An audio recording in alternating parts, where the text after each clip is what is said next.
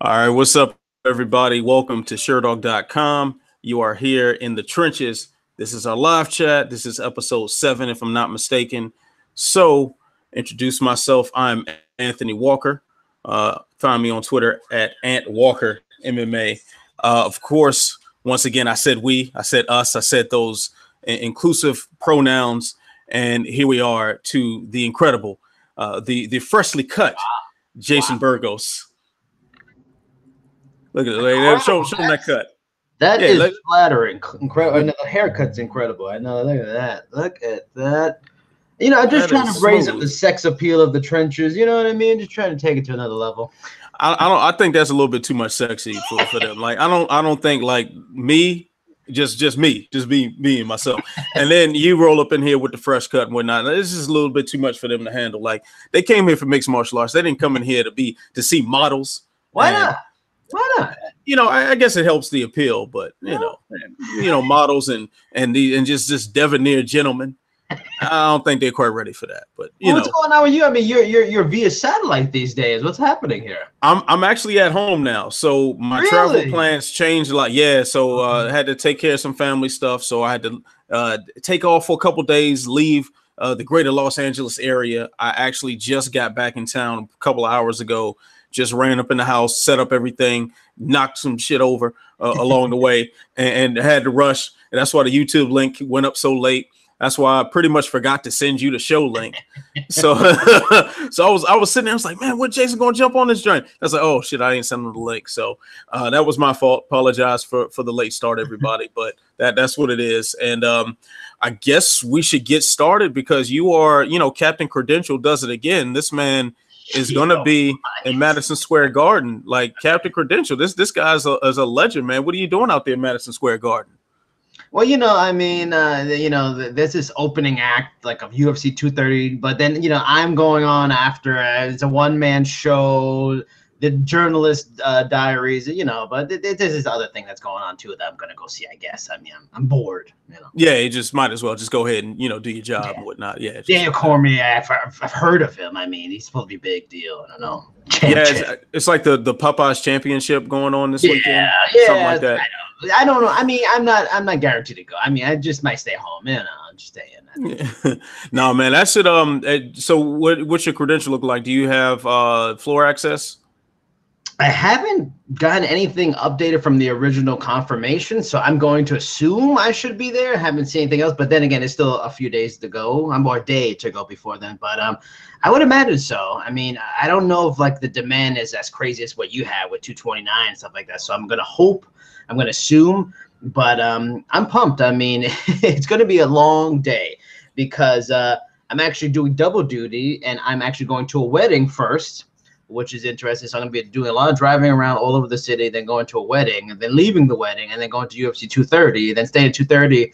So it's going to be a day where like out the house at 11, back at like 3 in the morning. So I'm not excited for that aspect of it, but I'm pumped. And I'm pumped for tomorrow. I'm going to be at the presser for 232, and I'm hopefully going to take some good snapshots of John Jones and Alexander Gustafsson and Cyborg Santos and Amanda Nunes. So that's going to be cool. Probably going to stay for the weigh-ins to get some snaps and some pictures for that for Sherdog too. So I'm excited. This is my first like UFC real experience and not just the presser I went to for 229. Oh, cool. Yeah, you should have a good time, man. Being at a live show is always fun for me. I love it, man. All right, so I guess since we're talking about UFC 230, I guess we'll take our first UFC 230 related question. Of course, the main event is Daniel Cormier versus Derek Lewis for the heavyweight title. And our first question is about the challenger, Derek Lewis. So question 1 from the forum is the quote, "My balls was hot" interview the most lucrative post interview since Nate Diaz called out Conor McGregor? I'm gonna have to say yes. I mean, really, how often do we remember the post-fight call out? Granted, the amount of money that he's going to make from this hasn't been quite tallied up yet, because I'm pretty sure he's getting a pay-per-view cut for this event. But hey, he's already got the t-shirts. He's got the "My Balls Are Hot" t-shirts. Joe Rogan was wearing it on his podcast a couple days ago. He's got a title shot out of it, which apparently they've said he was going to make like double or triple or something what he made in his last couple of fights combined. If I hope I heard that correctly. I hope I'm not, just spreading some nonsense, but that's the way I recall hearing it. Then also he's got this Popeyes deal where he's getting, I'm sure they're cutting him a check first and foremost. I know there's a check attached to that one, but he's also getting free Popeyes for life. And if he wins, there's a couple of locations in Houston that are going to be giving out free chicken as well. So Derek Lewis has stimulated the economy of Houston, and he's lined his pockets up pretty nicely with a post-fight interview. So hey, that's great stuff, man. It straight up couldn't happen to a more entertaining guy in the UFC. That's my take. What do you think, man? I mean, for him, yeah, for sure, it was beneficial for him. I mean, we'll see if it was lucrative for the UFC or not. It's going to be interesting. That's going to be the fascinating thing about this, because I was just talking with a friend earlier, and that's the thing about this sport. As for both of us, this sport, I wish it could be bigger than it was, because if the sport became something like the NBA, it means more opportunities for journalists like us, and even more opportunities for the fighters to make money. But things like my balls were hot, all this, the stuff that makes him appealing is what will never make UFC appealing to a grander stage. So, but if the pay-per-views are good and he gets like 1 million buys, they get 1 million buys from this, I mean, it's going to be interesting, and he's going to be a star, but for sure. And if the fighters are getting paid from silliness, whatever, if he's making extra money, good for him. I'm just, I personally am not a big fan of it, but I know there's an appeal. I know there's a fan base that likes it, so he's making money. So go for him. See, what I like about it is that it's good natured. Where I kind of get turned off is when things get uglier. When you have, I mean, granted, we were there and we were interested, and it was entertaining to watch the Khabib and Conor feud and all the things that entailed. As wrong as a lot of it was, it still was entertaining to us. We still enjoyed it for what it was.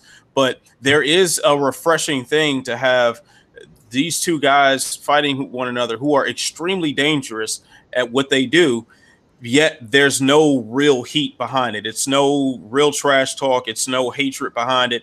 The trash talk that they've had between them has all been friendly banter.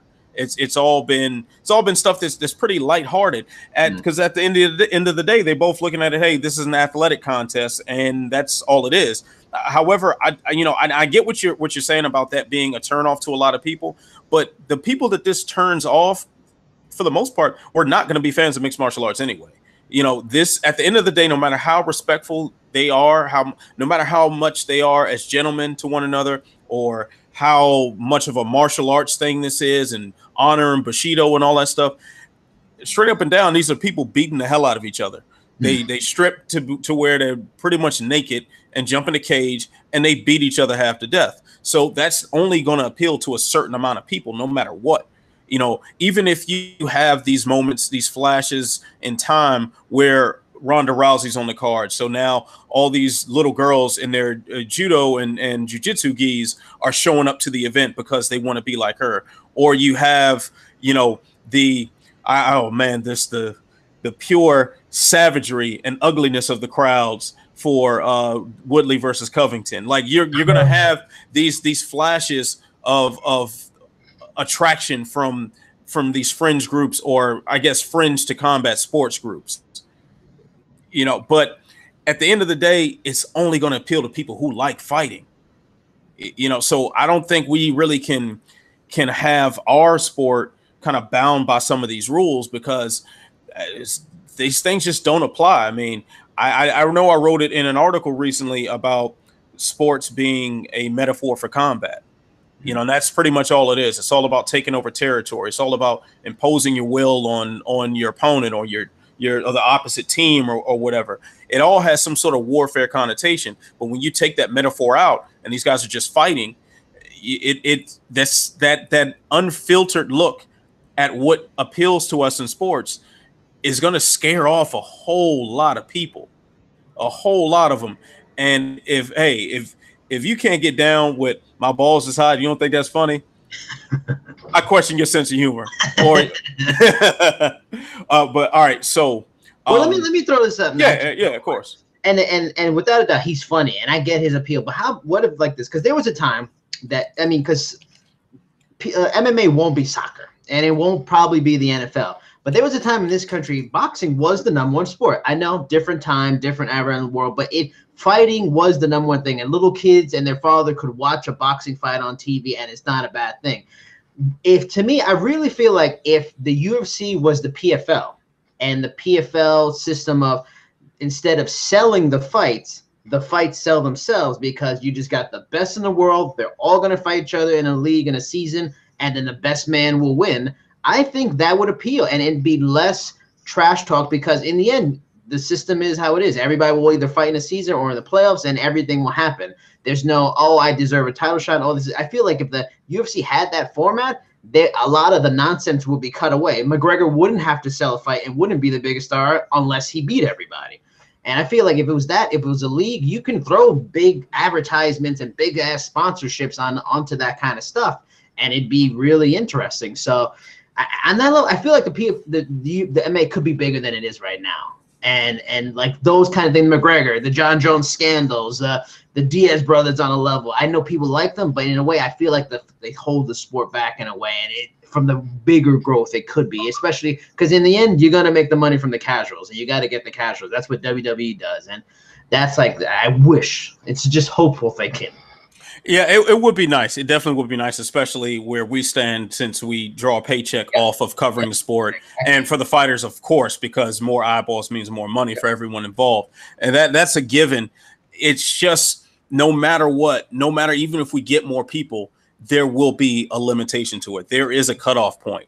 There's a point where nobody wants to see someone getting punched in the face, or nobody else is left there. Now, we're going to be there for it all day. Like, if I wasn't working for Sherdog, I would be watching all the fights, like I do now. I would be doing everything I'm doing now, except for I wouldn't be talking in front of this microphone and have this camera in my face. Why not? Still could.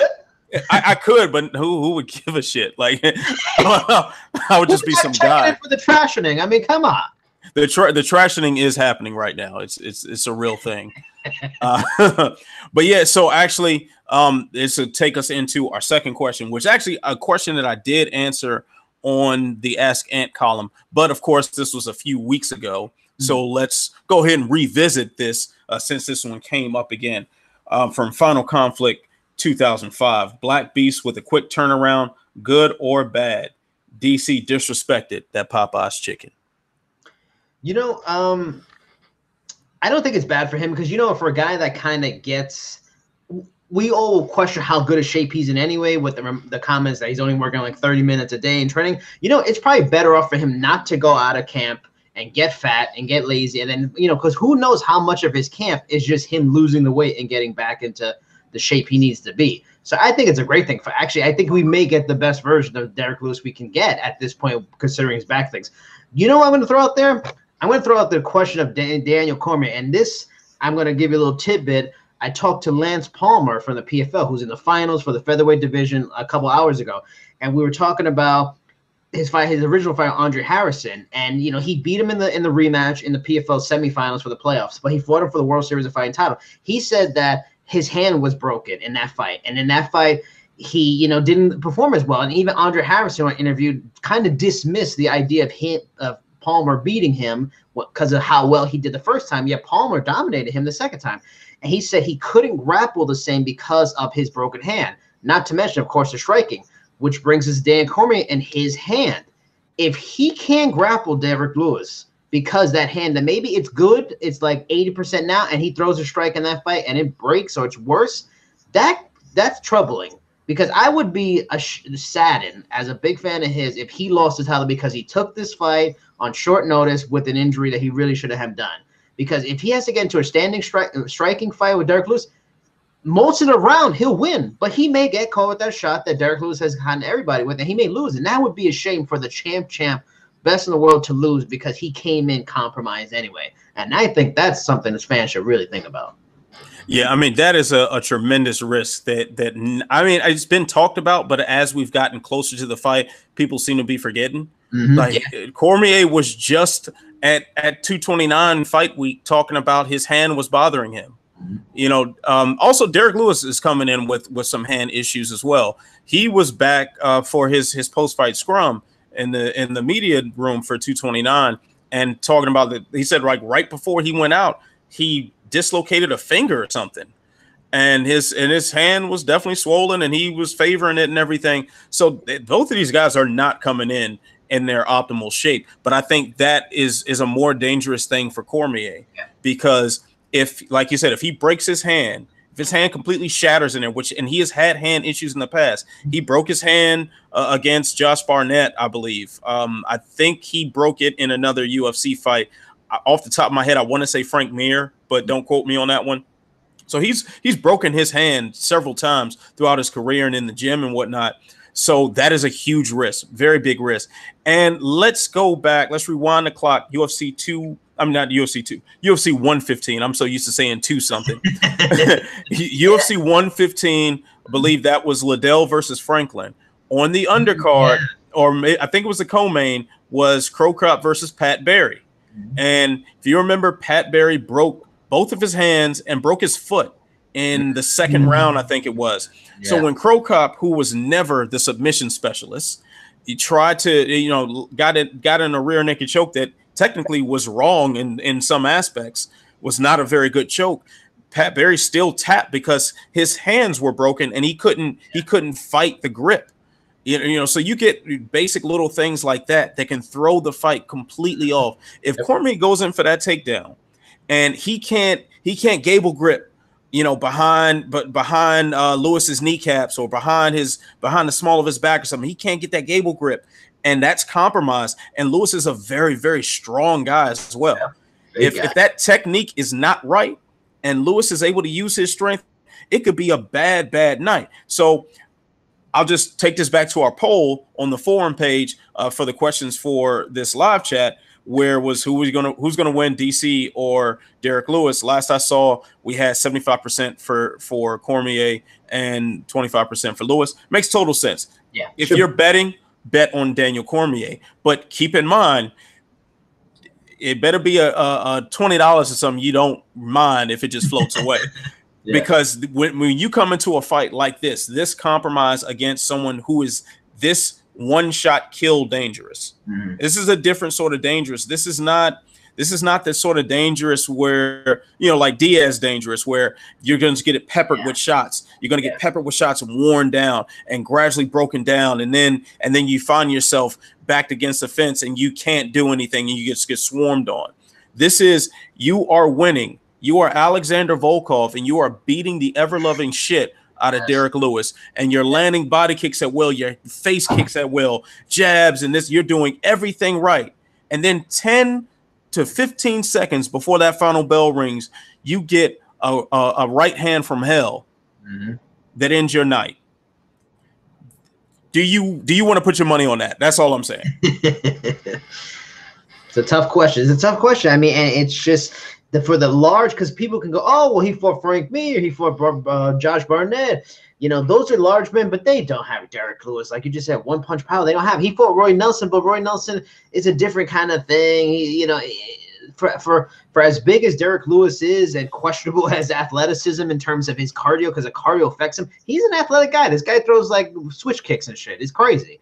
So, I mean, all he needs is the rest for a while and unload, and that's it. And it just, I'm really hoping I'm not, hoping Daniel Cormier regrets the decision. He's talking about maybe I should have took this fight, and now he's like, lost the title on this kind of weird situation. But it is what it is. That's the fight game.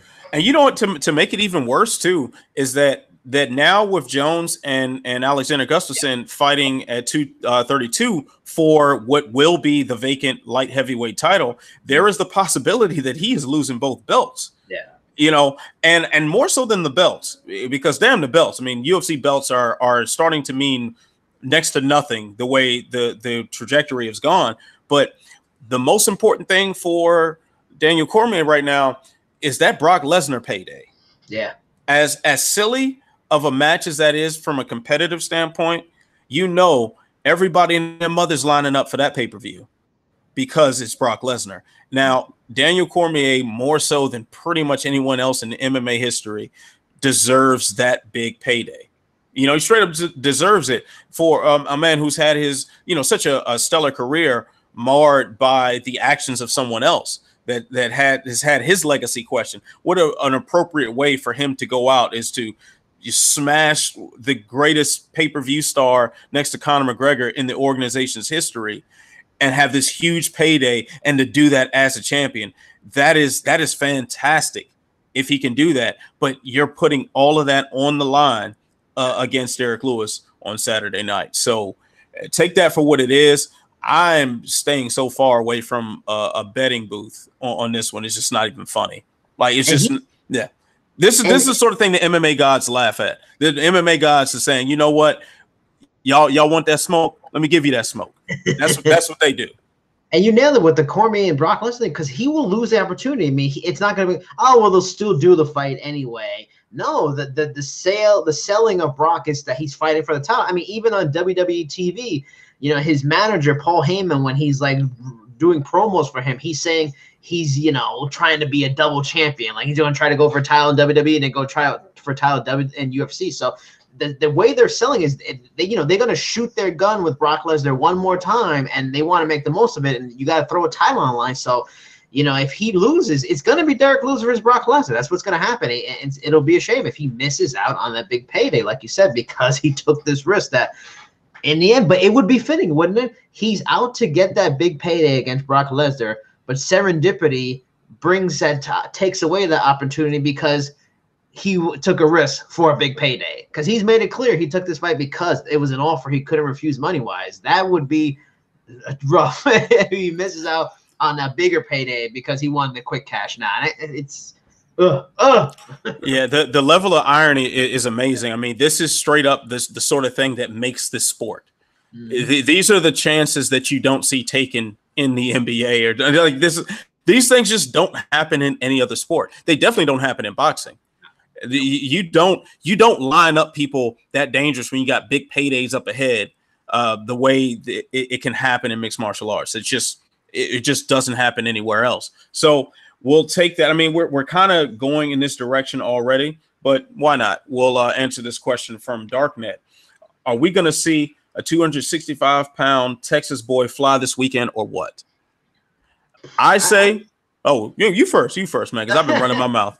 I mean, I don't see why not. I mean, he's done it to men that size. I mean, so if his again, going back to the hand, if his hand is fine, sure. I mean, the guy is an Olympic level wrestler. He has the technique to probably throw a 350-pound man on his head. So, I mean, it would be fun. I mean, it'd be hella fun to see it, because that's what I can't wait. I didn't get to see it today at maybe the media day, at the end of the media day press conference, but I can't wait to see it tomorrow. Just the face-off. The size difference is nuts between these two. So for Daniel Cormier to make him fly would be one of just those cool-ass moments in MMA history that people will look back like, holy shit, did he just do that? You know, so. Yeah, I mean, one thing for sure, I think if we see I want to answer that question in two ways, because one, definitely, if you said if DC makes Derek Lewis fly and he picks him up and twirls him in the air like pizza dough, like he did to Dan Henderson, Alexander Gustafsson, and Josh Barnett, that is spectacular. Like, oh man, I'm so there for that. Please sign me up. Shut up and take my money. I want to see that happen. But at the same time, if you want to look at it in the positive for Derek Lewis, like Derek Lewis, him getting fly, like him taking off and him soaring to new heights. I think he's already done it, man. I think he's done it. No matter the outcome Saturday night, Derek Lewis is a winner. Like, he's getting the biggest payday he's ever gotten. He's a guy who's been very vocal about how he really doesn't care about the title. He doesn't care about any of that stuff. You know, he admitted that he was giving away his shorts, that he took his shorts off in the cage because he wanted to just give them to somebody in the crowd. Like, this guy is, every bit of comedy that we get from him is something that's not necessarily pre-planned. He just kind of goes off the cuff, but because he doesn't care. He cares about going in there and fighting and getting his check, and that's it. You know, I was standing 6 feet away from him just a few weeks ago when he said he didn't want a title shot. He looked me in the eye and said, hey, I don't want a title shot. You know, a few days before that at media day, I asked him about him potentially getting a title shot because of his recent record. And he didn't give a damn. He really didn't care. He just said, "Hey, I'm trying to get paid, man. That's all he." So he has won this already. He's got his Popeyes endorsement now, which we did have a question related from Europe One, who always throwing us good questions. Shout out to Europe One, appreciate you, brother. And he's asking about fighting for the honor and glory of your favorite fast food chain. We'll get back to our fast food conversations, but yeah, like he's got this Popeyes check and endorsement now. He's got I just saw this on Twitter or Instagram maybe a few minutes ago, where he's got a sponsorship now with some company called like Ball Wash or something. So and the copy on the Instagram or Twitter post, wherever said my balls may be hot, but they'll never smell bad with Ball Wash. Like but hey, this dude is winning.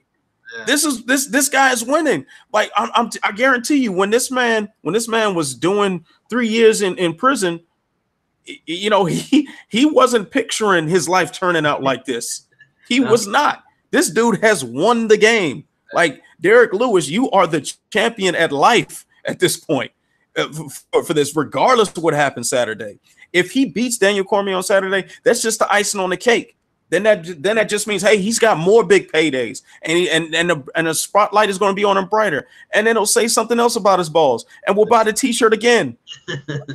You know, this dude is doing it at a high level as far as marketing himself, as far as like being a star without necessarily being pushed to be one, like your Rondas or your Connors, you know, people who have clearly been favored by the organization. They're just catching on to this now.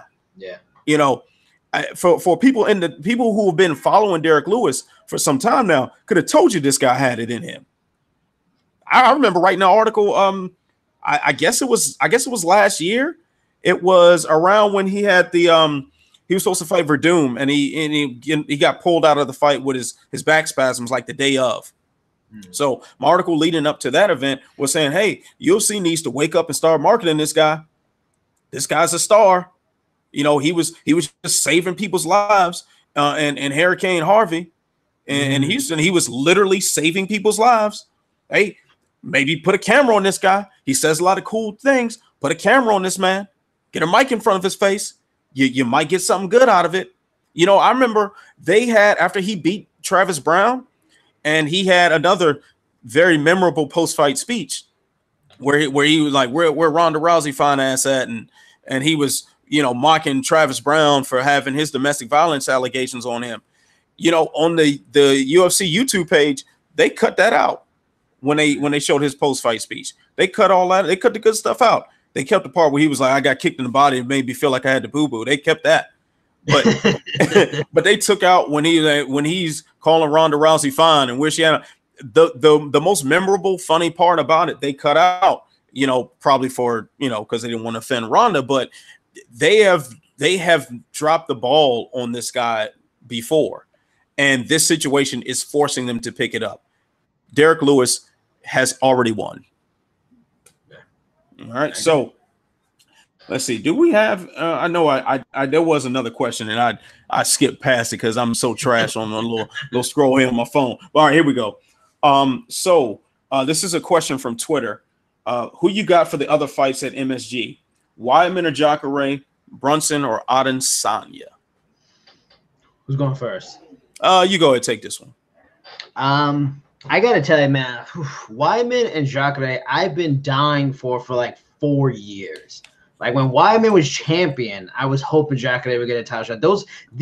Jacare to me is the best middleweight to never get a title shot in the UFC. He's been great for years, man. He's coming along with his striking, his grappling.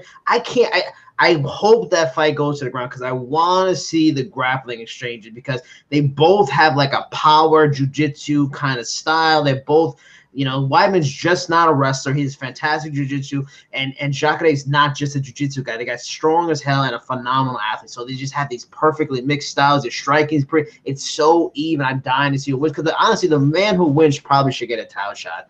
I don't know if he will, but he probably should. If I had to choose, God, to me, it's a complete toss-up. I mean, it's in New York. I talked to Ray Longo, you know, like a month ago or 3 weeks ago in a lead to the Luke Rockhold. You can see that video on the Sherdog YouTube page, and he felt very confident about Chris's health going into the fight. Felt really good about how he's feeling good. So, because New York, because he's feeling good, he's rested. He was away for a while. I'll pick him.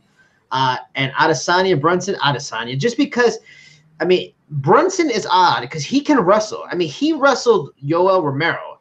Yoel Romero was losing that fight until very late. So he out-wrestled an Olympic level, winning silver medalist, I believe, wrestler. So he can wrestle if he wants, and he really should with this kid. But he fights foolhardy. He fights with an emotion, and he fights wild. And I just think that all matches up perfectly for Adesanya to win, and win convincingly, and a big win for him. He's talking about that he wants a title shot from this. I don't think he should get a title shot from this, but he's very talented. So I would say Weidman and Adesanya for me. Yeah, Weidman and Jacare, I'm a bit confused on because I think this fight did happen. It's happening like 4 years too late. Yeah, we're definitely not seeing the best version of these gentlemen. Of course, as dangerous as they can be, that they obviously can kick my ass. So I ain't gonna sit here and talk no trash about either one of these guys. But I think we're getting diminished versions of them both. Yep. So Weidman, besides his injury woes, has taken a tremendous amount of damage since losing that belt. He has taken some serious beatings, beyond what Rockhold did to him, which still gives me nightmares. So Romero kneed him into oblivion. Yes. Yep. Last time, and that they were like he was in Madison Square Garden. What else? Ego Masasi. So Masasi, yep, and Masasi and Gastelum even hurt him pretty good in that fight. He eventually won too. Yeah, so I think Weidman has taken a lot of damage, and his body has been so riddled with injuries. Weidman is what, like 33, 34, something like that? Yeah, I think so. Gotta be, yeah. Yeah, and like, man, that's an old 34 or 33 or whatever. How banged up this guy's body has to be at this point. He's broken his hands and his shoulder surgery, and I think he had a back issue and his knees, and it's kind of like he is like a lesser version of Cain Velasquez to me. As far as the amount of injury woes throwing his career off, because remember, he was supposed to get an immediate rematch against Rockhold at UFC 199, pulled out with an injury, and we have not seen him very consistently since. Same time, Jacare Jacare did not look good against Gastelum. Did not look good at all against Gastelum, a much smaller guy at that who. Granted, Gastelum is very good at what he does, but it's not that elite of a striker necessarily. He's good. He's good at what he's good at, but you're not getting like next level striking ability with him. Yeah, it's not right. And he got banged up on the feet after and Robert Whittaker, which I'm proud to say I'm one of the few people that did call this one beforehand. That Whittaker was going to knock him out. Whittaker put a hurting on Jacare, like a severe hurting on him, and it exposed a lot of flaws in Jacare's game. If Jacare cannot get that takedown on you, he is cannon fodder for a good striker. Now, how much of Chris Weidman is left to take advantage of that hole? I don't know. Like that is a really confusing thing. If you put a gun to my head, I'm probably going to side with Weidman because he is the more versatile guy, and Jacare's biggest strength, his jiu-jitsu.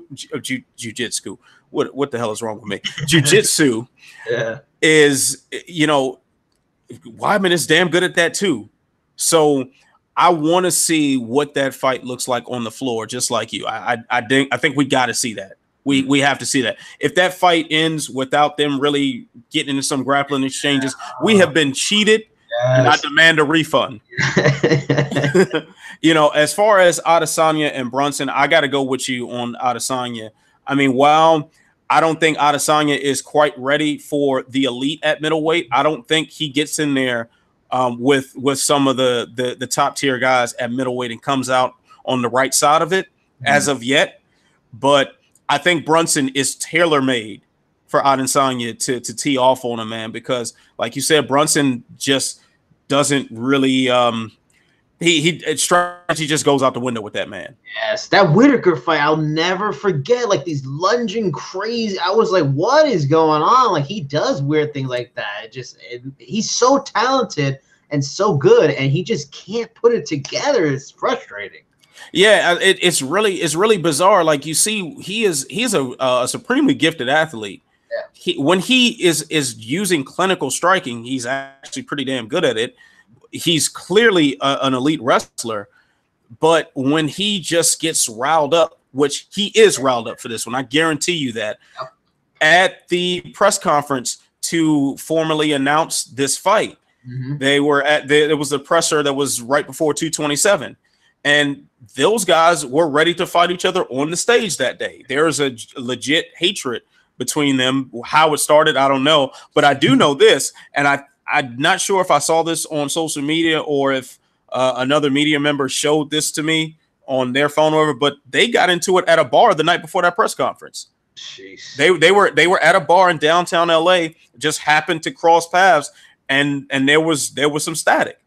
So Brunson has already followed this line that gets him riled up, and that's emotion. He gets emotional. And the only time that I remember a fight getting real emotional for him, and he won it, was against Uriah Hall, who has the same issues sometimes. Yeah.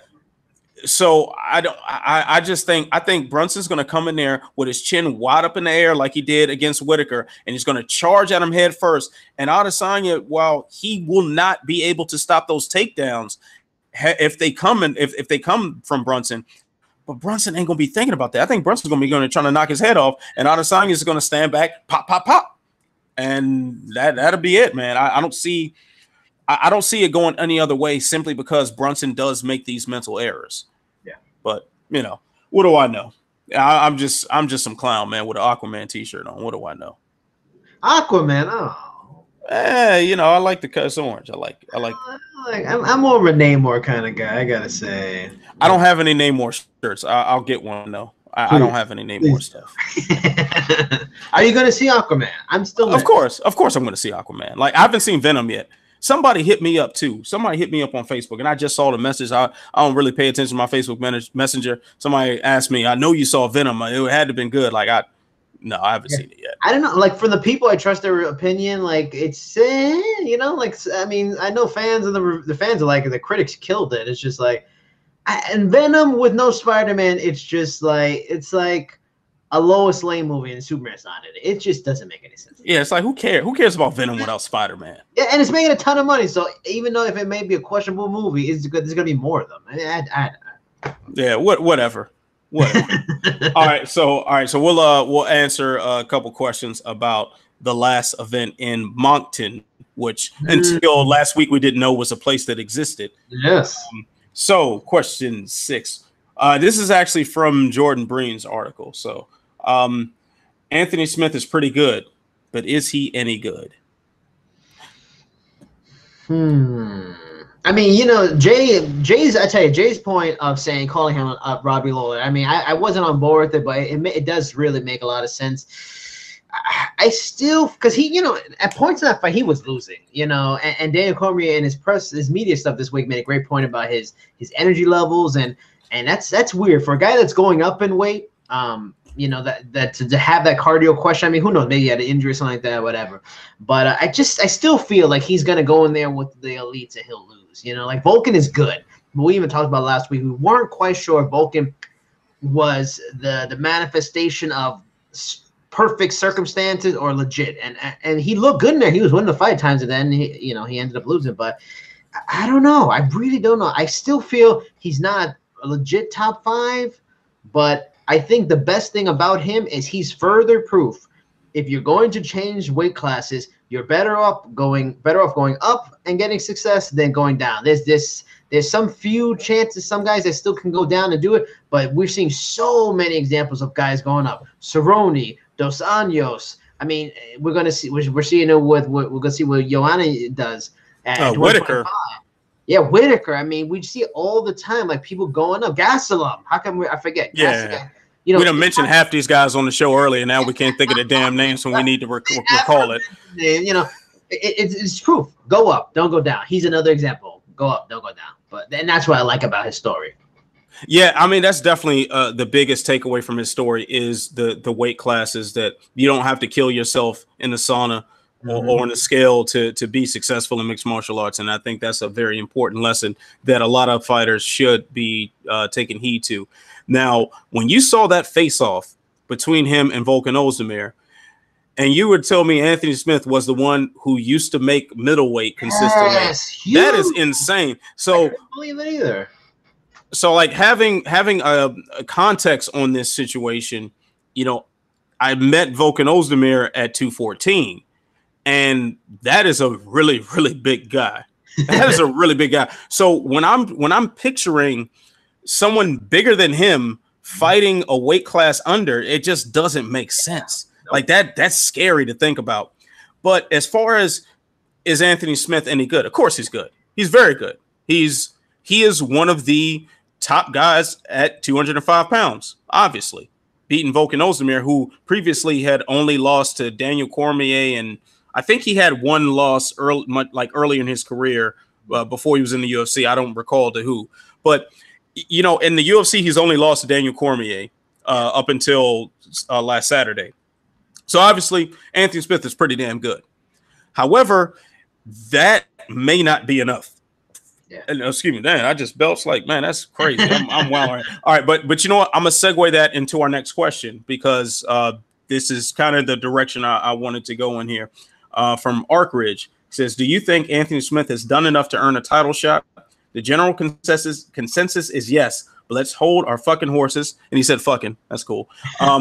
Rashad Evans retired, Shogun Rua, walking corpse, and Volkan being the lone decent win. I know light heavyweight is thin, but personally, I think you make Anthony Smith versus Dominic Reyes as fight night main event first. Now, excellent. Now, I'd like that pairing of them two, but you don't kill off contenders at this point because light heavyweight is just that thin. It's really that thin. And then especially it's going to look a lot thinner if John Jones decides to leave to chase Daniel Cormier at heavyweight. If he leaves with no intentions to come back to get the light heavyweight title, and that's assuming he beats Alexander Gustafsson on December 29th. So let's just get that out the way. No disrespect to Alexander Gustafsson, but this is seriously something we have to consider here. John Jones could win that belt and then leave light heavyweight division. That is a strong possibility, in which case now you have an even thinner division with no one to be a star to attract people to watch any of these fights, to where the number one contender fights don't matter because who cares about the champion at that point? You know, so now you have to think about this. Do you want a world where Anthony Smith and Dominic Reyes have killed each other off, and then you're going to recycle some other matchups? That's not good for business. That's not how you really want this to go. Now, I don't think Anthony Smith would win against John Jones or Alexander Gustafsson. I would not favor him to win those. And the sad part about it is, as good as he is and the improvements that he's made, he's still like 40 something fights in his career, like close to 50 actually, if I'm not mistaken, fights in his career. So you've kind of seen the finished product. This is the finished product. That finished product may not be good enough for John Jones, for Alexander Gustafsson, but it's good enough for the rest of the division. And that's just going to have to do because light heavyweight is just that thin. I mean, what happened to Ilir Latifi? Where is this man? Can someone put an APB out on Ilir Latifi? I mean, didn't he just get booked? I hope so. I think he just got booked. Yeah. Maybe him versus, if he is a book, maybe him versus Smith, so you don't have the two young bucks. But I mean, they've done that before. I remember when they put Jones against Bader back in the day, and they kind of eliminate each other and stuff like that. But yeah, I agree with you. Putting them together, excellent fight. I would want to see it, but yeah, you can't because of the division. So yeah, and shame because Open State Prue was a guy who was kind of right there hovering. He's a good matchup, and Dominic Reyes eliminated him. So yeah, it's.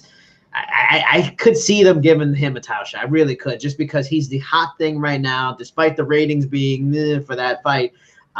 He's the in thing, and I don't feel like Dominic Reyes is called on enough with a greater fan base, while Anthony Smith has, I guess, just got a story coming up in weight. But I can see it. He doesn't deserve the title shot, but I can see it probably happening. And Ilir Latifi, he's fighting He's fighting Corey Anderson at Corey 232. Anderson, that's another guy. He's close. You know, he's like, to me, and where he's like the Curtis Blades of that division. Curtis Blades is better heavyweight, but nice, well-rounded, very good everywhere. You know, he's a good fighter too. Yeah, I mean, really, if you look at the top guys at light heavyweight, there's a big strike on all of them for potential title shots. Anthony Smith is just probably the more marketable one at the moment. And in this day and age, that's going to be good enough. Like that's going to be all you need really to get a title shot the way the UFC is pushing towards. So that's just what it is. Like, I think he does well against a lot of other people. And I also want to get back to what you said about Jones and Bader. When that fight happened, that was a much deeper light heavyweight division. Yeah. You know, remember that was supposed to, Shogun and Rashad Evans was supposed to be the next title shot. That tells you how far back this was in the division. You know, even with the comment that we just had about, you know, Shogun being a walking corpse and Rashad being retired, like that's legit, man. Like they were, that was back in the day. Yep. You know, Rampage was still in the UFC at the time. Machida was still at 205. Yep. Anderson Silva made his occasional trips to 205. Dan Henderson was only sort of old. Right. Old? Yeah. He was approaching elderly without quite crossing the threshold for that ARP card. Yeah, he was right on the edge, right on it. Yeah. All right. So let's see here. Oh, this question, I'm probably gonna write about this in the Ask Ant column, maybe because I'm gonna try to tone it down. I may go into a rant. I'm gonna try to tone it down. All right. So why does the UFC keep punishing their fans with 7-hour fight cards? I actually did address this on the Good, Bad, and Ugly for UFC Moncton that went out Sunday night, I believe. So I don't get it. I really don't. I know why. I mean, it's business stuff. It's because they have all these fighters on contract and they've got all these TV deals and all these different places in the world. Content is king. But is it content is king or good content? Look at TV content. Jesus, man, 7 hours at 7-hour fight card. That is ridiculous. Like just like the day before that World Series game went like 7 hours and 20 minutes or something like that, and like people on social media barely could stay awake. The commentators were tired.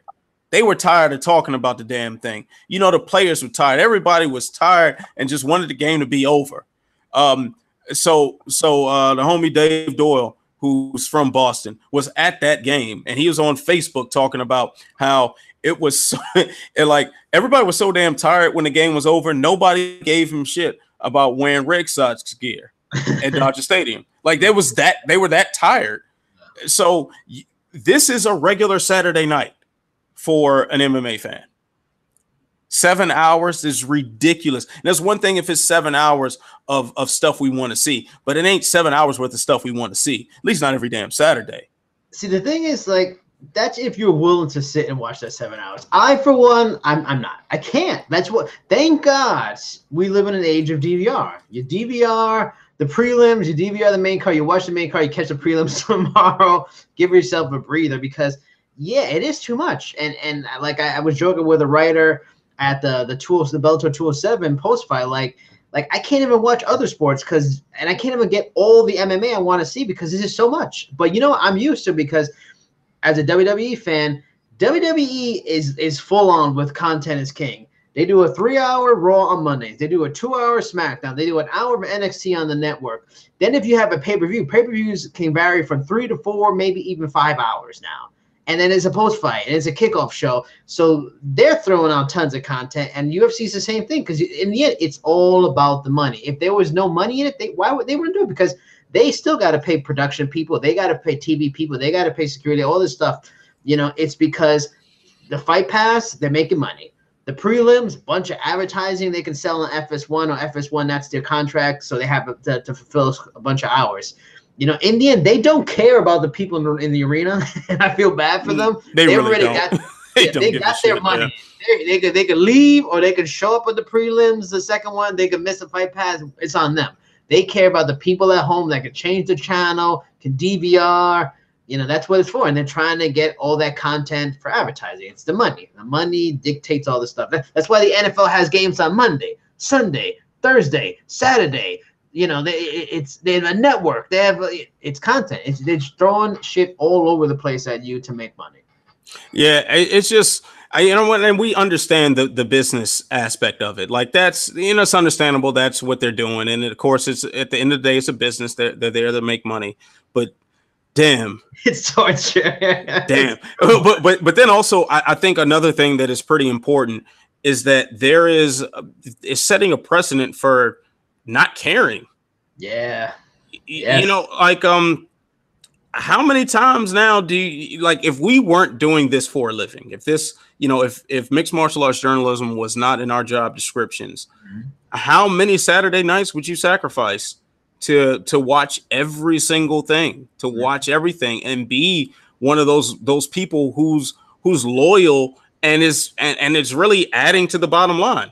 How willing are you to be that? You know, so then when you do it like that, you make it even harder to get the casuals on board, because so many diehards started off as casuals. You know, it's not. I think when you start saying this is important and this isn't, you're setting yourself up to get skipped. You're setting up that fast forward button a little bit too easy for a lot of people. So last Saturday, I didn't see most of the event. One, because I tried to DVR it, but I made a mistake and I DVR'd the wrong thing. So that was my fault. I got home in time to watch the top 3 fights. You know, my plan was to go back and watch more, but I screwed up the DVR. But hey, I said, hey, I got to take my wife out. I got to take my wife out and you know, and try to be a decent husband, and, you know, try to live a remotely normal life. And when you have these 7-hour mega events every week that aren't mega events, when you have Artem Lobov in the co-main event, all right, you know, it ain't all that. Yep. but you gotta stick with it, at least for our jobs. But I mean, people out here watching ain't getting paid for it, so why are they sitting there looking at it? And you can see that going to they don't care about the arena. Look, if you're watching Fight Pass or the prelims, God damn, how many empty seats for, like, it'll be a big event. It'll be 229 or something. They don't care about showing those empty seats. You already got your tickets, you know, because in the end, they can use that content and have it on Fight Pass for somebody to watch later, or put it on FS1 for some UFC knockouts or whatever. So, you know, I feel bad for the fighters. They go perform, but in the end, they're still in the UFC. But it's just, they just love throwing that content out there. And that's unfortunate because, yes, we're getting what we want as fans, you know, that we're getting all these MMA, but that unique, special appeal of a pay-per-view that it just was 6-7 years ago. Oh, it's a UFC pay-per-view. You know, it's that rare feeling, the fun of it. It's gone. It's gone. Now it's just like NFL. You know, it's like a life job where, like, I like it. I'm gonna watch. I want to stay up on it, but it becomes almost a chore in some ways. Like, I want to watch the Knicks every night, but then I don't want to watch the Knicks every night. Yeah, I understand. I mean, first off, let's just say those are first world problems that we're talking about. So, I mean, at the end of the day, no matter what, I love watching fights. Love watching fights. Love being able to talk about it. Love that somebody gives a damn enough what I got to say to read something I write, or to tune in to the trenches or any other podcasts. You know, I might get caught on whatever. Hey, I love it. Thank you so much, you know, for the opportunities. However, with that comes the yes, the trash of it all. And it is a heavy task to ask anybody to sit there for 7 hours and watch anything. Like, I mean, damn, bro. Damn. 7 hours. Like, and this one thing, if that happens sometimes, but this is like every Saturday. Yes. This is every single Saturday. You deprioritize your own product to where soon it's going to be hard to differentiate what's important and what ain't. You know, we're at a point now where people only consider a card big if Conor McGregor's on it. Yep. Yeah. you know, that's not a healthy direction for the organization itself, for the popularity of sport. That's not a good, because one day Connor's going to retire. Yeah. He's not going to fight forever. And unless another big star comes rolling in that you can piggyback off, we're going to deal with what you got now. All right. And it's going to be that. So. And to show you what content is king and it doesn't matter is because, look, we're seeing the ratings aren't that great. I mean, like the Moncton, whatever, the New Britain card, it didn't do good ratings. It did some of the lowest ratings in a long time, but no one cares. I mean, and this isn't new. The ratings and even the pay-per-view buys have been relatively low to years past, but yet the UFC got a fat deal from ESPN, and they're going to be on a prime thing on ESPN Plus. I mean, going back to the WWE thing, because there are similarities in their business model and how they do things. Their ratings are not peak levels. This is in the Attitude Era with Stone Cold and The Rock. They're low. They got fat deals from USA, and they're going to be on Fox, the Fox main network channel now. They got fat deals because they can give a shitload of content, and networks love that because it pays advertising. So, unfortunately, my friends, get used to it. Yeah, it's going to be forever. It ain't going nowhere. I mean, I think what there's supposed to be like 3 more events than next year as they are for 2018. If I'm not mistaken, I think this year we're at like 41, and I think next year it's going to be 43 or 44. You know, correct me if I'm wrong in that, but I know I'm close enough in those numbers. So you're not going. This is going to be no slow up. And according to the valuation that they got from ESPN, I mean, each event ESPN is giving them $10 million for. So they have no financial incentive to stop the madness. There's zero incentive to stop the madness. But I think when you're talking about building something long term, I think this is where you start running into problems, because now if you have these cards so watered down, now you're desperate for bodies. You just got to get people. You just throw people in from wherever you can find them. And the problem that creates is that now the quality of the product drops because these guys aren't necessarily ready for the UFC level. Artem Lobov, 14-14, co-main event. Yeah, which actually will, I guess we could segue that into our next question. A question from Twitter: can we close the book on Artem, or does he have one more charity fight? You know, and I don't want this to be a tirade against Artem Lobov. I don't, because I do find him entertaining. He's an entertaining fighter. He gave Cub Swanson all he can handle. He gave Michael Johnson all he can handle. He's not bad. He's really not a bad fighter, but with a record like that, I mean, is he UFC caliber? Yeah, I don't. You know, and I can't say that he is. You know, I really can't say that he is. Now, we definitely know he ain't gonna. He's not knocking on the door for a title shot. Yeah. We know that he is in the UFC because he is Conor McGregor's best friend. We get that, and as long as Conor McGregor's around, so will he. Like, I honestly, I wouldn't surprise me if Conor had it written in his contract somewhere. If I'm on the roster, so is Artem Lobov. That would not shock me one single bit if that was the case. I don't want to bag on the man, but what are we doing? Yeah, like what are we doing?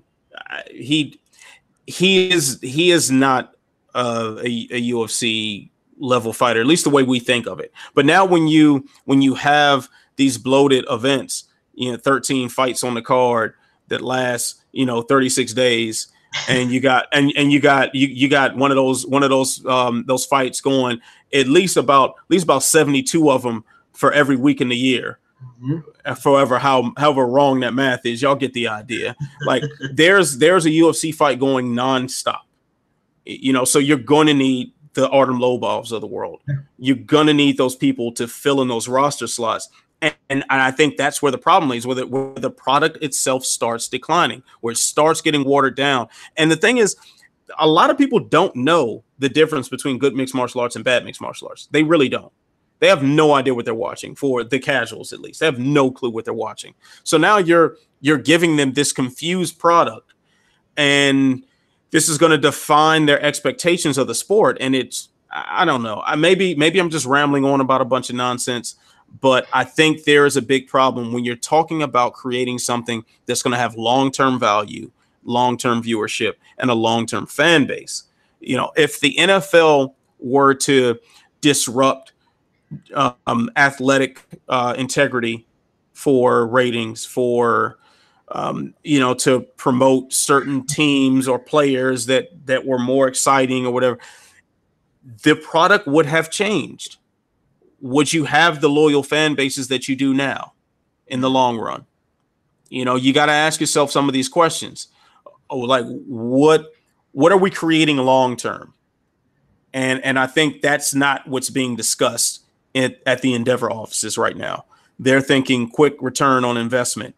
How do we pay back this $4.2 billion? How do we pay that? Not how do we have something that's going to sustain itself and bring us income forever and ever and ever? NFL can print money at this point.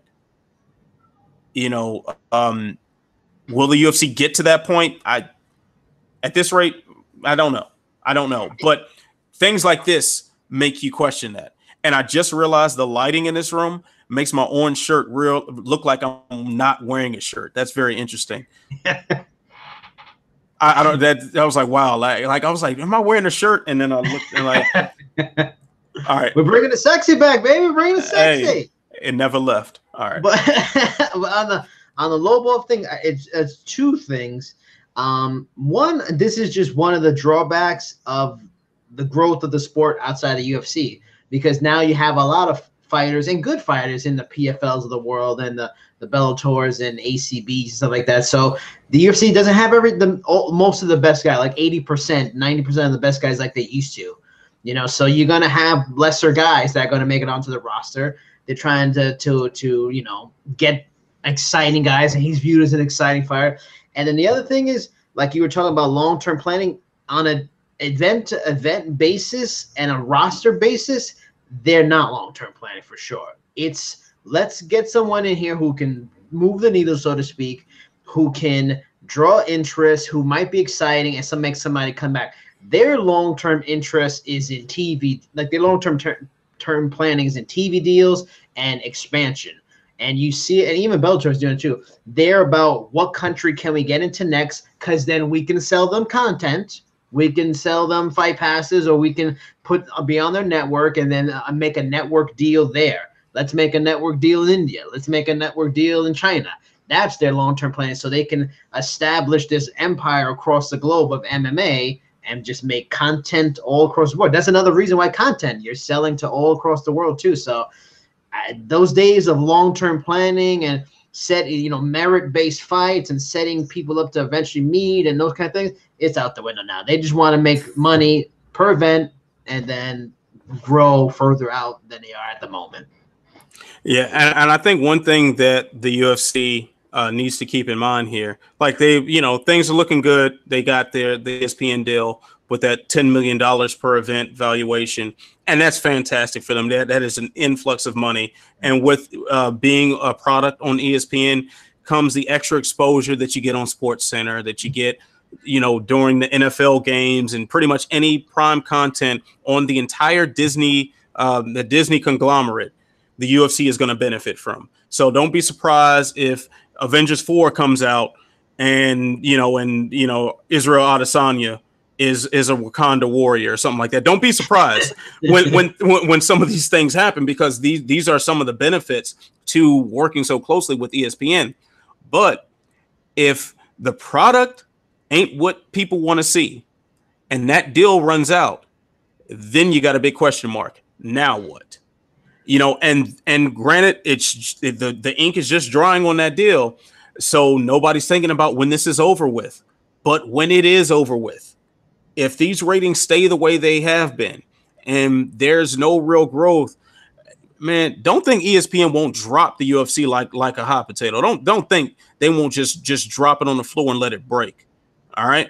ESPN has done this before with the NHL, and they've dropped entire sports and they disappear from their coverage and they disappear from the consciousness of the country.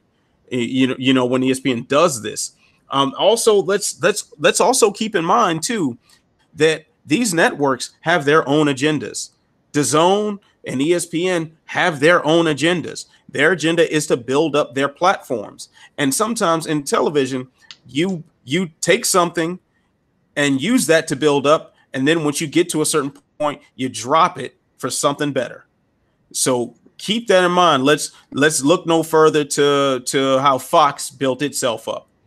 Fox built itself up on the backs of shows like Martin and Living Single and The Living Color, and then once they got that ad revenue, there was eyeballs on that network, and then the Melrose Places and the Beverly Hills 90210s and come in and they drop all of that and try to make a step up in their eyes. So this is something that is very possible. And if the UFC gets caught in that trap, which Bellator could get caught in this trap too, that, hey, these streaming services and these channels have valued each event at X amount $1 million, and we just got money flying in hand over fist. If you're not thinking about the day after, you could be asking for big, big problems. Ask Queen Latifah. I wouldn't even worry about it unless like there was a mass exodus of fans, which we're not going anywhere. They wouldn't even really taking ratings, because even if ESPN said, we're done with you, they could just go to FS1 again. They can go to some other channel. I mean, it happens. It happened with WWE. They left USA. Everybody's like, oh no, they're not USA anymore. And they went to like TNN, and it was like, what is TNN? And then it became Spike and all these other things. So it's because like I said, content is king. I keep saying it, but someone else will buy it. Maybe it won't be as much, but someone else will buy it because they're still valuing it. It would have to be like really bad, like 100,000 or less kind of viewers. And their brand is so strong. Like Bellator, I'd be more scared of that. Bellator, PFL, those are the ones that could be in danger eventually, and that worries me because I want to see both do well. UFC, I think it will always be here on some level, bigger, small. Yeah, I mean that's definitely possible, but these are things to keep in mind for these organizations. I mean, maybe this is just all into maybe they build themselves up even bigger on ESPN, and then they could cut ties from ESPN and say, hey, all right, we're going full on Fight Pass. That's very possible. Yep. So that's an option as well. But if they are not thinking about the day after that deal is over with, that's where the problems begin. So they better have an exit strategy. They better have some sort of foresight as to what the future will hold post ESPN deal, the initial era of it. Sure, ESPN can re-sign and everything's fine, and this continues on till time indefinite. Possible. but let's just hope that they're thinking beyond that. And the way Endeavor has been rolling lately, I'm not quite so sure about that. Yeah. I think if this were the Fertitta brothers, for all the things that can be said negative about them, as far as them, just being some gangsters, and how they game the athletic commission, you can go on and on about things like that. But one thing for sure about the Fertitta brothers and Dana White at his best, they care about the sport. They cared about the sport. They cared about the growth of it. They cared about the public perception of it. They cared about it in all these different ways that led to the UFC being this giant global brand. You see my wife jumping on the camera. You see my wife do that. Hey, but I saw your girl. I saw your girl back there on the camera too. Yeah, I saw her back in the camera. Yeah. I'm sorry. Sorry, I snitched on you. I'm sorry. but yeah, see, look, she trying to steal some camera time. You see it? Yeah. But you see what I'm saying here. Yeah. So hey, it's something to think about. The sky's not falling, but it's something to think about. Yeah. So, all right. So we got actually Jay, our producer, the esteemed Jay, he wanted me to know that Carl's Jr. just renamed their official Twitter account to Daniel Cormier fan account. Huh. So Carl's Jr. versus Popeyes. We talked about this in the chat a little bit earlier today about Carl's Jr. versus Popeyes. I know we had a debate about KFC versus Popeyes. KFC trash compared to Popeyes. Like, let's just put that out there. Popeyes destroys KFC. Oh, yeah. There's no shot in hell. Yeah. I've never had Carl's Jr. chicken. They got some good burgers. Never had the chicken. Have you had Carl's Jr. chicken? No. Have never. Okay. So we shouldn't even be talking about this shit. But good for Daniel. I'm happy for him. Good for Daniel. Good for Daniel. Good for Daniel, man. Yeah, man. I guess I'll try some Carl's Jr. Whatever, man. Yeah. Whatever. Send us some free stuff. Cut the check, Carl's Jr. Cut the check. Cut the chicken. Man, cut the damn check, Carl's Jr. But you know what? Crave need to cut that check first, though. Yeah, they need to. Cut the check, Crave. So we can get some Carl's Jr. for free. Hey, cut the check so I can get off this microphone that I borrowed from my homie. Cut the check. You understand? All right. So just my weekly Crave taunt. Hey, if we come in next week and I got this elaborate mic and got like a backdrop and everything, be like, oh shit, it worked. Yep. But then it says Carl's Jr. on it. It wasn't even Crave. It was Carl's Jr. Hey, Carl's Jr. Then I'm gonna taunt Crave some more. Cut the check, Crave. Start the video with chicken. All right, so we'll do a final question to wrap, and this is kind of a meta question, and you know, no wrong answer. Mm-hmm. From I don't even want to say this guy's name, but I'm gonna say it anyway because I'm already horribly inappropriate at times.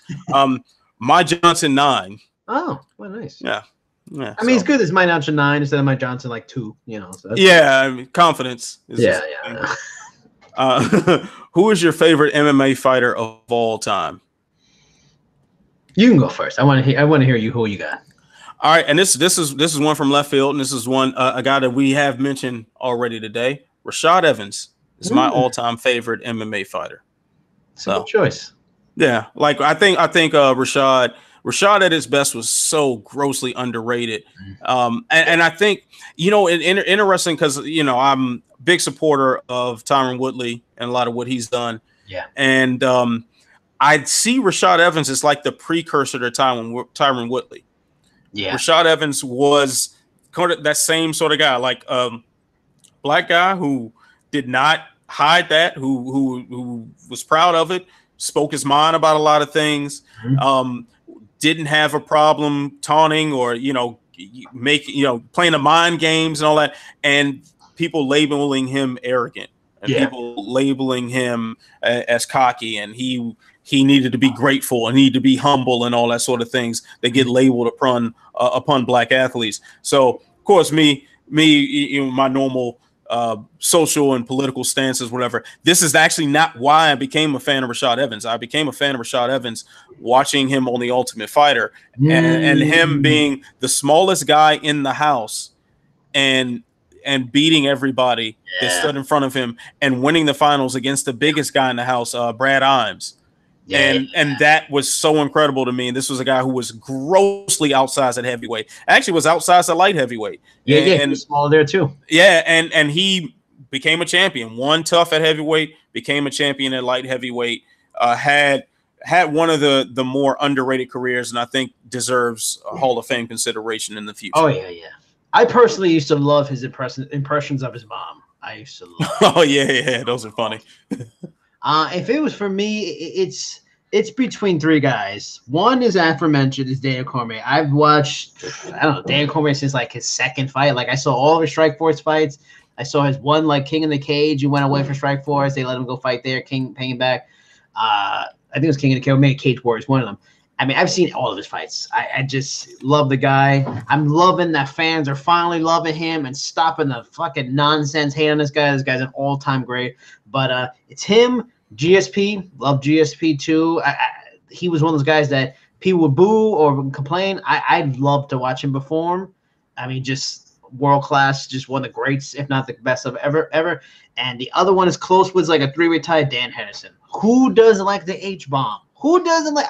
And I always remember my friend telling me that I forget who the opponent said, but the opponent was talking about him and said, "Damn, he never gets cut or anything. He never shows bruises. He's got like alligator skin." And I'll never forget alligator skin. It's like he really does. He doesn't get cut. He barely he's just like a caveman. Like he can take any shot, just hit you with a boulder of a left hand.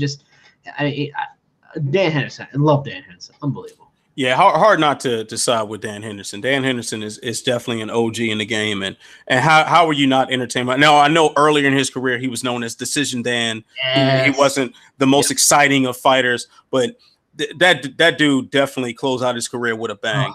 All right, so I'm gonna read this from Jay. He wanted to get his thoughts out on favorite MMA fighter of all time. He says, "I'm giving it up for Crow Cop. Pretty much every fight he had was an event to behold. Must see TV for me. Started with just kickboxing and then learned the sport beautifully. He had a catchphrase, of course, right leg hospital, left leg cemetery, and he won the Ryzen open weight tournament 10 years after winning the Pride open weight tournament. So yeah, Crow Cop is definitely a guy who that is not a wrong answer. That is not a wrong answer at all. What about the Gonzaga fight, Jay? How about that? Was that appointment television, the Gonzaga fight? Oh, shots fired. Ooh. Shots fired. Unfair. Unfair. But actually, no, he was talking about the rematch, Jay. He was talking about the rematch. but you know what? That actually kind of reminds me of the main event this weekend, because out of my interactions with guys in the UFC or just mixed martial arts period, among my two favorites of people to talk to and just like the genuineness of their personalities are Derek Lewis and Daniel Cormier. And it's a shame that somebody has to lose. Yeah.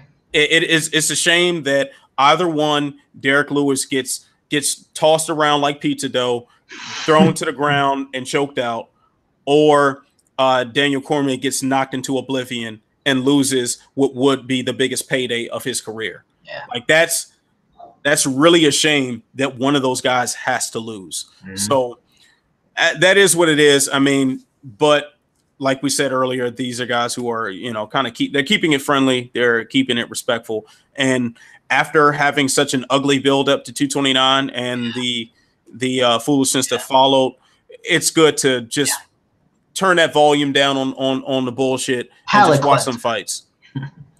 Yeah. It's good to just watch a fight and not have to understand complex geopolitical issues to get what the hell's going on in the press conferences. That being said, I guess that will wrap it up for the week. Fine by me. I guess so. Oh, you know what? One other thing that I wanted to say before we cut, and I know I put this in the description. I thought we were going to talk about it more, but I just totally forgot. UFC 233 and the Bellator Grand Prix finale on the same night in the same area. Yeah. Which one are you going to? Whichever one Mike Fridley assigns me to. Because if you had a choice, which one would you want to go to? If I had a choice, I mean, Fedor is fighting. Like that's you gotta go. You gotta go to the final. You have to go to the final. Like Fedor is fighting. You had goosebumps when he fought. Go get the goosebumps. But we also don't know what that 233 card is going to boil down to. Now, TJ Dillashaw and Henry Cejudo is being targeted. And granted, that isn't the most super fights, but it is a champion versus champion fight. Yeah. And that's a big deal. We don't get too many of those from two reigning champions. So that is something worth talking about. We'll see how the rest of the card fleshes out. But I'm just going to ask Mike, like, whatever. Just tell me which one. I mean, the Forum is closer to me. The Forum is much closer to me than the Honda Center in Anaheim. So convenience-wise, the Forum would be better. It's only like 15 minutes maybe from me. Anaheim, I got to drive into Orange County, But that means I might be able to stop near my old spot in Long Beach. This is a joint called Jim's. They got like burritos and burgers and stuff that are good. So maybe I'll make a stop there before. I don't know. Whatever. I'll figure this out. But yeah, Mike's going to have to tell me which one to go to because I don't want to pick. So there's that. Fair enough. But the UFC does feed the media. They feed the media. That's what I'm excited for. I'm excited for that. I don't know what the food is going to be like at Madison Square Garden, but don't get too excited. Oh. I've had some pretty dry chicken in the past, but I've had some po' boys as well. Oh. So you never know what you're going to get. Let's see. You never know. And I'm easily swayed by food. We didn't finish our fast food conversation either. What, a Popeyes Coach Jr.? I mean, well, Popeyes clearly beats them all. So like that's not even a contest. But I don't know. I was just thinking about other fast food. I'm just hungry, man. That's all. I'm more of a like if I had to get a sponsorship, if I got one from like Chipotle, that'd be pretty nice. Joe's, which is like a knockoff Chipotle, that's pretty good. Outside of that, I'm not a big fast food guy. I mean, I'll get a takeout, but fast food, like my McDonald's, Burger King, Taco Bell loving days are kind of in the back seat. So, yeah, Chipotle, cut the check, Chipotle. Chipotle's all right. What? Chipotle's all right. Chipotle's overrated, man. I can't do this show anymore. I gotta go. I can't. Man, I don't want to do this show with a Chipotle lover anyway. Get out of here, po' boy. No, hey, don't disrespect no po' boys. All right. So I guess I'll actually end this on a mixed martial arts note. Mm-hmm. So this was a question on the forum about the two events being on the same night, and just asked if that was smart.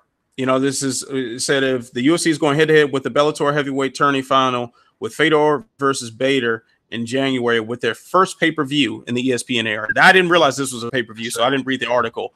Yeah. I was flying all the day, so I didn't read anything. But that it is the first pay-per-view in the ESPN era, is that smart? I say this, and I'll address this on the Ask Ant column because questions was real thin this week. It was real thin, so I'm gonna be stretching out. But yeah, it might be. I guess if you're gonna go head to head with the UFC when they're doing a pay-per-view event, you might as well do it when Fedor's fighting. I mean, they had that date first, right? Yeah, they had that date first. Yes, they had that, but well, the thing is, the circles in mixed martial arts are very small, so I would not be surprised if from either company this was pre-calculated.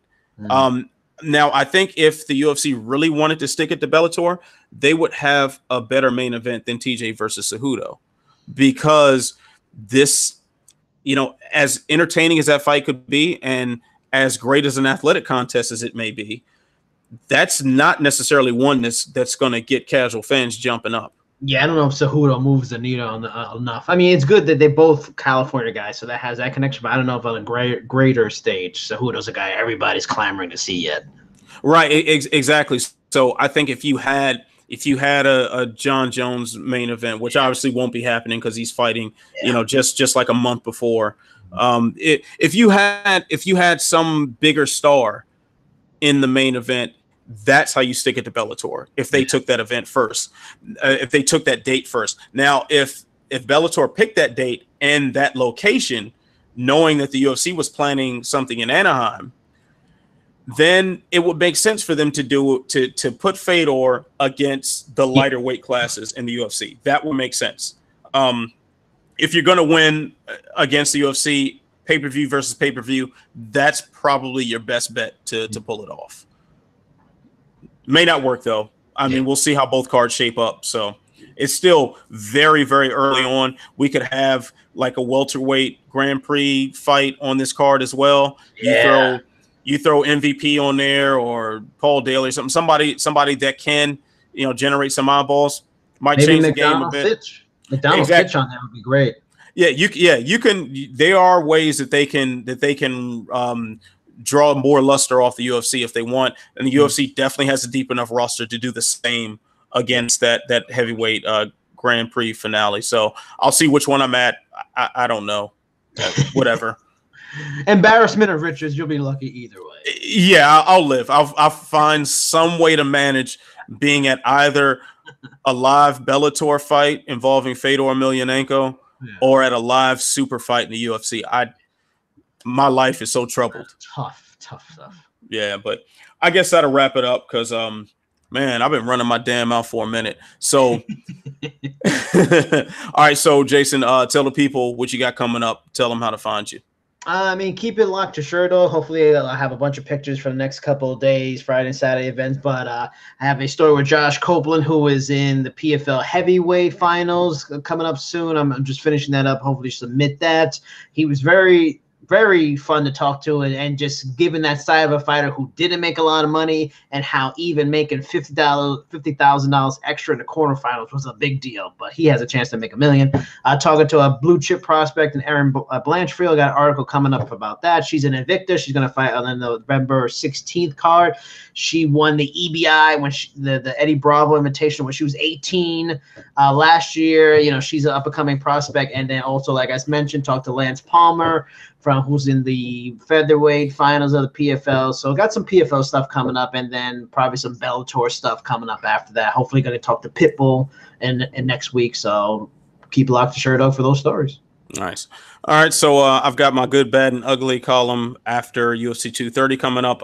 Ask Ant should go live tomorrow as well. I'll write that as soon as we're done here.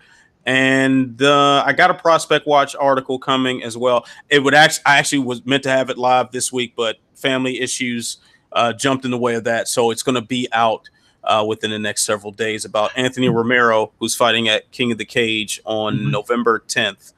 So check that out on Sherdog.com. You can find me on Twitter at Ant Walker MMA. That's my Instagram handle as well. So check me out on either one, if not both of those platforms. Twitter would be better because I barely ever update Instagram. So, and yeah, Cheap Seats Chat for the man Jason Burgos. Yep, Jericho Vendetta for Instagram. I do update my Instagram, so hopefully you see some story images on there. So there you go. Yeah. All right. So for Jason, I'm Anthony.